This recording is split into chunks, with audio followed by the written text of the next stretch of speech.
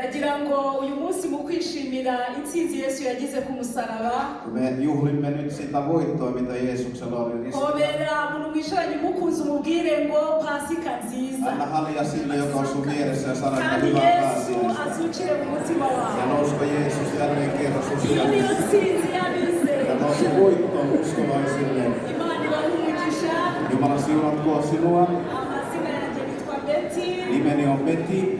Yitwa Eme. Hänen nimi on Aime. Ajya afasha cyane iyo ngiye kubwiriza mu rusengero nkoresha ikinyarwanda semura mu gifine. Hän auttaa minua, kun menen saarnaamaan monissa seurakunnissa puhu suomea. Imana imuhe umugisha. Jumala siunatko häntä. Imana imuhe umugisha itorero. Jumala siunatko teitä kaikkia.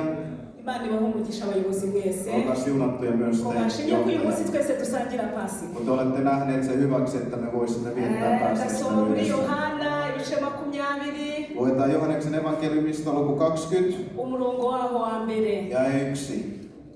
Raamattu sanoo näin, että sabatin mentyä viikon ensimmäisenä päivänä Magdalan Maria tuli jo aamuhämärissä haudalle ja näki, että haudan suulta oli kivi siirretty pois. Hän lähti juoksujalkaa kertomaan siitä Simon Pietarille ja sille opetuslapselle, joka oli Jeesukselle rakkain, ja sanoi heidän tavattua: ovat vienneet Herran pois haudasta, emmekä me tiedä minne hänet on pantu. Amen. Amen. Uyu munsi ni intsinzi ya Yesu. Tämä on voittoa. Turaza kuganira uburyo abagore bagiye kureba Yesu mu gituro. Me haluamme puhua siitä, miten nämä naiset meni katsomaan Jeesusta. Bagezeyo basanga Yesu yazutse. Ja kun he pääsivät sinne, niin he näkivät, että Jeesus on ylösnoussut. Uyu munsi Ja tämä päivä ni umunezero ukomeye on ilopäivä, ko Yesu yatubabariye. koska Jeesus on antanut meille anteeksi. Yatubabariye ibyaha. Meidän synneistä olemme saaneet Twari anteeksi. babi, Me olimme pahoja, arazuka, hän nousi kuolleista, araducungura. pelasti meidät. By'umwihariko njyewe Henkilökohtaisesti minä nakiriye Yesu kuri Pasika. vastaanotin Jeesusta Kristusta pääsiäisenä. Nuzuye umubabaro, Ja minulla oli suru, Yesu amuha umunezero. Herra antoi minulle ilon. Icyanyuzuza mu mubabaro Mikä täytti minua surulla? nuko nabonaga nta muntu mbona kandi umuntu wanyiciye yari aho hafi. Oli se, että minulla ei ollut ketään ja se, joka oli tehnyt mulle väärin, oli lähellä.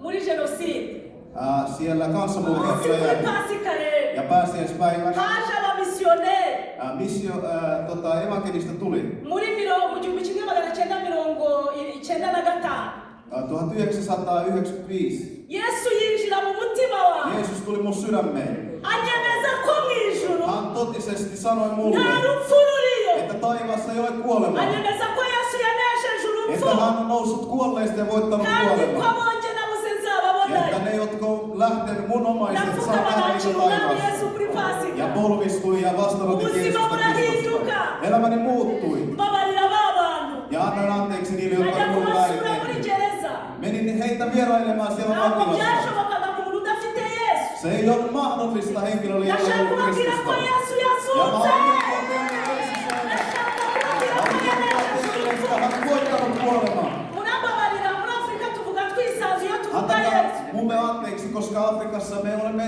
vapaita, kun puhumme Jeesuksesta. Mubyihanganire ningira gutya mwihangane. Joten jos teen liikkeitä, niin olkaa kärsivällisiä mulle. Yesu Jeesus, amaze kuzuka kun hän nousi kuolleista, agendana n'abigishwa babiri hän otti 2 hänen seuraajat. ariko abigishwa ntibaramumenya. Ja he eivät tunteneet häntä. Ariko agenda yumva ibyo baganira. Mutta hän käveli heidän vieressään ja kuunteli, mitä he Ni muri puhuivat. Luka ibice 22. Luukaksen evankeliumi 22. Murabyisomera. Te voitte lukea se itse. Ngo aragenda Ja hän meni akajya yumva abigishwa umubabaro bafite. ja hän kuuli heidän surua. Barimo baganira ngo umwami wacu yapfuye. Ja he sanoivat, että meidän Herramme on kuollut. Yajyaga adukiriza abana indwara. Hän oli parantajamme. Yajyaga atubura imigati. Hän oli antanut lisää leipiä. None yapfuye. Hän on nyt kuollut. Ariko bari bataramenya ko Mutta he yazutse. eivät tienneet, että hän oli ylösnoussut. Kumbi marayika ukomeye Mutta suuri enkeli, ari we Yesu Kristo. joka on Jeesus Ngo Kristus, yaraje abirindura igitare. hän otti ja viritti sitä hautan kiveä Arangije akicaraho. ja hän istui sen päälle. Ava mu gituro. Hän nousi siellä Uwo haudasta. marayika wabirindiye igituro ni Kuka se kivi vieritti pois? Yesu Kristo. Se on Jeesus Kristus. Nubwo yari yapfuye Vaikka hän oli kuollut. Se sama voima, mitä hänellä oli edelleenkin. Kolmantena päivänä hän nousi kuolleista. Ja nyt hän istuu Isän vieressä. Hän pyytää anteeksi meidän puolesta. Hän on voittanut kuolemaa. Jumala siunatko teitä. Yesu azukire mu mitima yawe. Nousko Herra Jeesus Kristus jälleen kerran sun sydämessä. Hän on suuri Herra. Kuzuka kwe Hänen ylösnousemus kwakoze imirimo ikomeye. teki suuria ihmetekoja. Igihe abigishwa Ja bagendanaga kun hänen opetuslapset kävelivät, ngo nuko batari bamenye Yesu, vaikka he eivät tunteneet tai tienneet, että hän on ylösnoussut ariko mu mitima yabo heidän sydämissään. bumvaga ibineza neza, Heillä oli täynnä sitä iloa. bakumva He barishimye, olivat iloisia, ariko batazi impamvu. mutta he eivät tienneet, että Kumbi minkä nuko takia. barimo bagendana na Mutta se oli sen Yesu. takia, että Jeesus käveli heidän Yesu mielessään. yazutse Ja Jeesus nousi kuolleista. ari muri wowe, Ja hän on sunkin elämässä. azagukorera Hän ibikomeye tulee tekemään suuria tekoja kubera ko sinulle. kuzuka kwe Koska hänen ylösnousemus ni igitangaza se on gikomeye. suuri ihme. Nta muntu wakiriye Yesu Ei ole ketään, joka on vastaanottanut Jeesusta Kristusta, atagiriye neza. jolle Jeesus ei ole tehnyt hyvää. Abigishwa Hänen opetuslapset. ndashaka mwumve kano Mä kantu. haluan, että te kuulette tämän asian. Ubundi kuzuka kwa Yesu Hänen ylösnousemus kuri twebwe meille ni nk'uko umuntu yaba yarakatiwe igihano cy'urupfu, on kuin se, että se olisi tuomittu kuolemaan. ni nk'uko baba bamubwiye ngo bagiye kumwica, Kun se, että sun olisi kerrottu, että nyt sun tapetaan. ariko mu kanya gato Mutta yhdessä pienessä hetkessä agahita yumva inkuru ja hän nziza kuulee hyvä uutisen. ngo ntabwo ugipfuye Että sä et kuole, ahubwo ubayeho. vaan et sä elä. Icyo ni cyo gitangaza Ja se Yesu on se yakoze. suuri ihme, mitä Jeesus Kuzuka tekee. kwa Yesu Hänen ylösnousemus ni igitangaza on gikomeye. suuri ihme.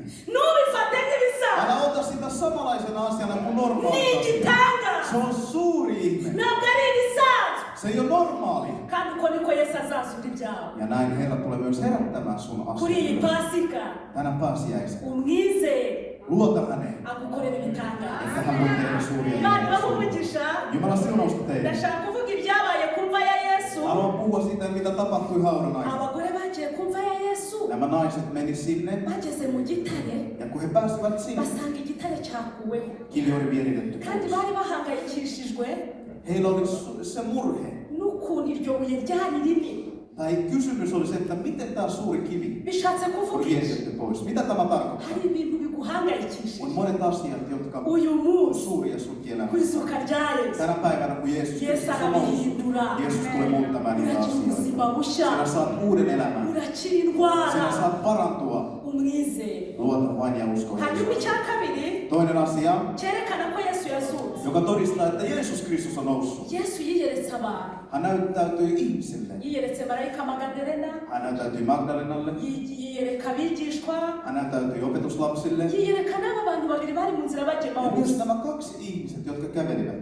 Kandi Ja ibi byahamije ko nämä asiat todistivat, atari inkuru gusa, että se ei ole vain ahubwo ari puhe ukuri Yesu yazutse. tai uutiset, vaan totisesti Icya hän on gatatu, noussut. Ja kolmantena, kutizera kwa bamwe se, että jotkut ei uskonut, nubwo batari babyizeye, vaikka he eivät sitä asiaa usko, ariko baramubonye, he saivat nähdä. arabiyereka, Hän näyttäytyi heille. basangira igaburo He rye. söivät hänen kanssaan. Bivuze ngo abantu bamwe Mitä tarkoittaa, bajya bamubona mbere, että jotkut näkee Jeesuksen aikaisemmin abandi bakamubona nyuma. ja toiset näkevät vähän myöhemmin. Ndagira ngo dufatanye kwamamaza inkuru nziza Mutta mä haluan, että me levitämme tämä ilosanoma yuko Yesu yhdessä, yazutse. että Jeesus on elänyt. Iyo Yesu atazuka, Ellei Jeesus olisi noussut itorero kuolleista, nta jambo riba rifite.